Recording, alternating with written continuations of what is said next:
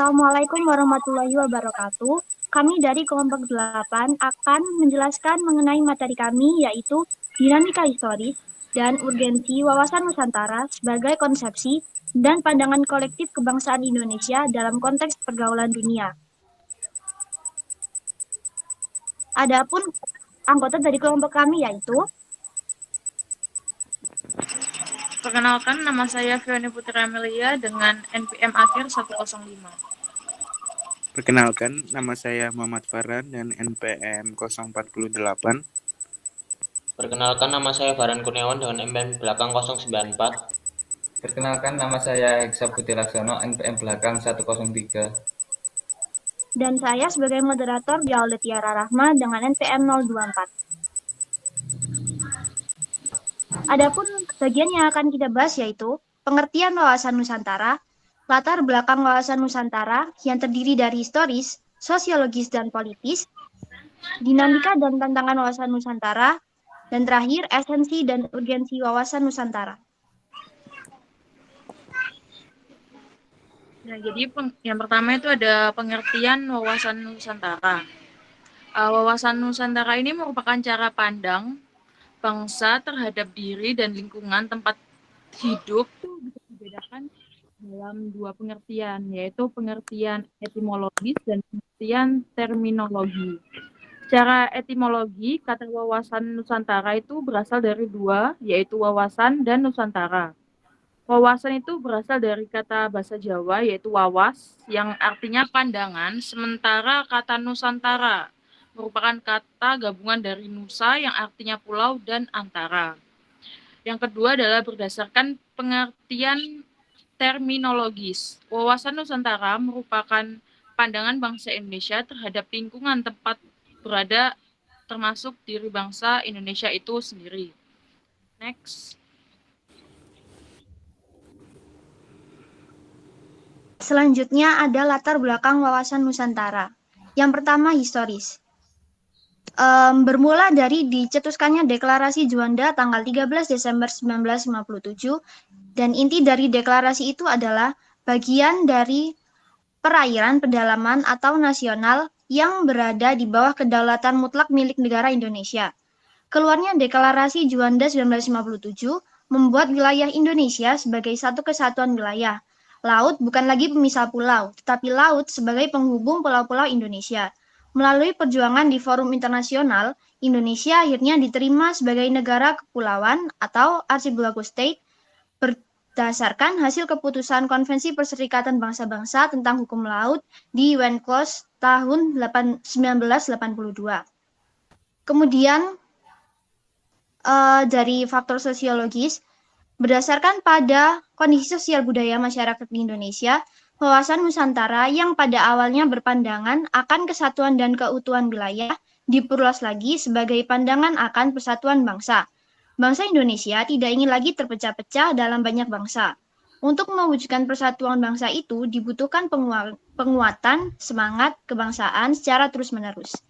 Keadaan sosiologis dan juga keberlangsungan penjajahan yang memecah belah bangsa telah melatar belakangi tumbuhnya semangat dan tekad orang-orang di wilayah Nusantara ini untuk bersatu dalam satu nasionalitas, satu kebangsaan, yakni bangsa Indonesia. Semangat bersatu itu pada awalnya adalah bersatu dalam berjuang membebaskan diri dari penjajahan, dan selanjutnya bersatu dalam wadah kebangsaan Indonesia. Next.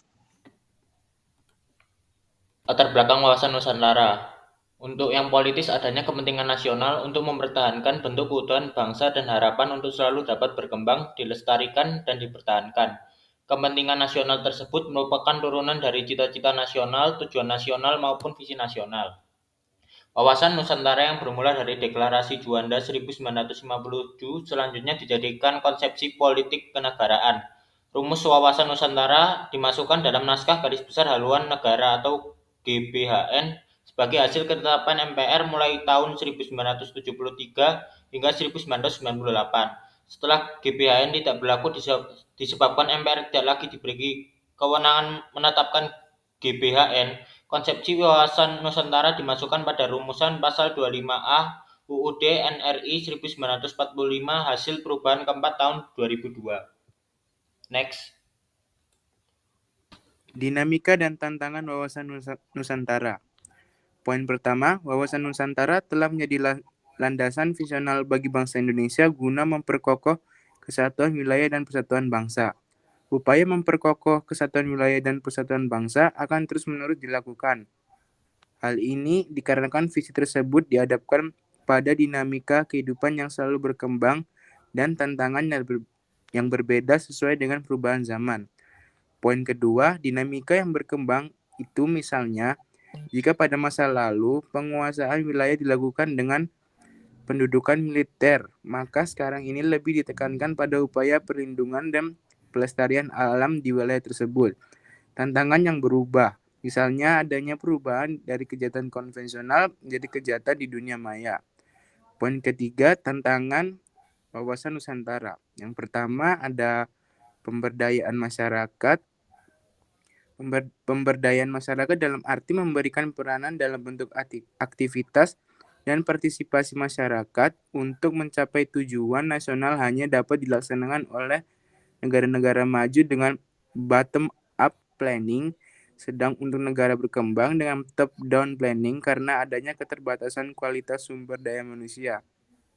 Sehingga diperlukan landasan operasional berupa GBHN, kondisi nasional dalam kurung pembangunan yang tidak merata mengakibatkan keterbelakangan dan ini merupakan ancaman bagi integritas.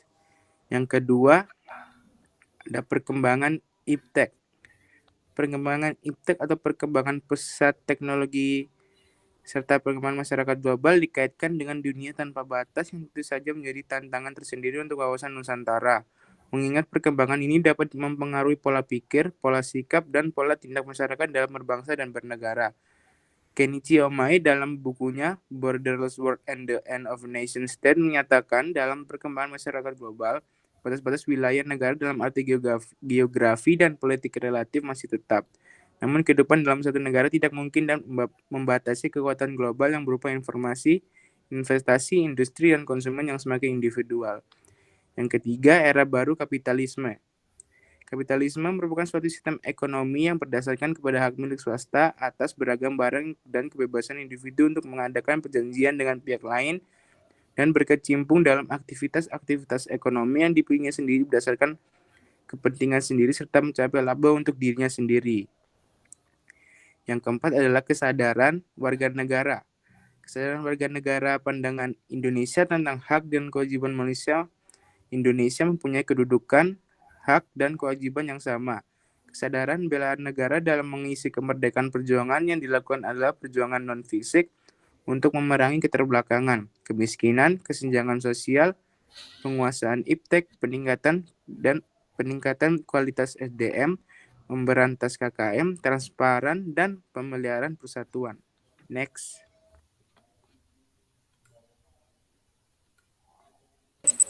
Esensi dan urgensi wawasan Nusantara.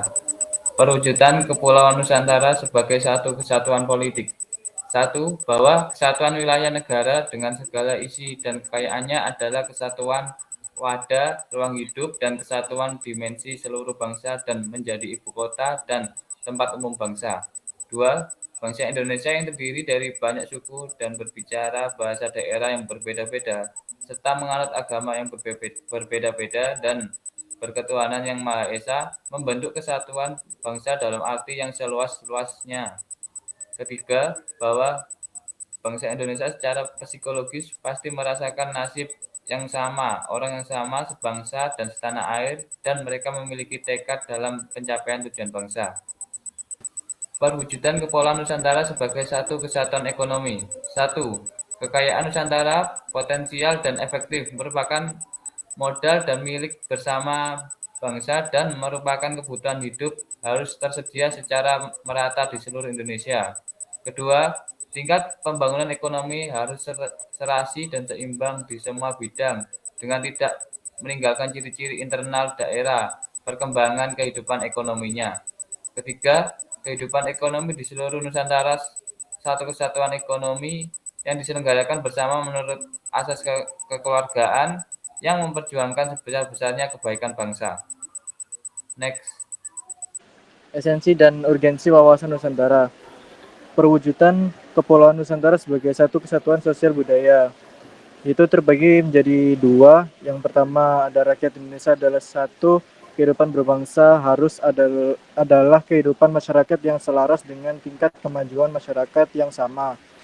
Dan yang kedua, kebudayaan Indonesia pada hakikatnya adalah satu, sedangkan corak kebudayaan yang berbeda-beda yang ada mencerminkan kekayaan budaya bangsa yang merupakan modal dan dasar pengembangan kebudayaan seluruh bangsa, tanpa menolak nilai-nilai budaya lain yang ada tidak bertentangan dengannya. Next. Esensi dan urgensi wawasan Nusantara yang kedua yaitu perwujudan Kepulauan Nusantara sebagai satu kesatuan pertahanan dan keamanan. Dibagi menjadi dua. Yang pertama, bahwa ancaman terhadap satu pulau atau satu daerah pada hakikatnya merupakan ancaman terhadap seluruh bangsa dan negara. Dan yang kedua, bahwa tiap-tiap warga negara mempunyai hak dan kewajiban yang sama dalam rangka pembelaan negara dan bangsa. Sekian presentasi dari kami. Apabila salah kata maupun kesalahan-kesalahan lainnya, kami ucapkan mohon maaf yang sebesar-besarnya. Wassalamualaikum warahmatullahi wabarakatuh.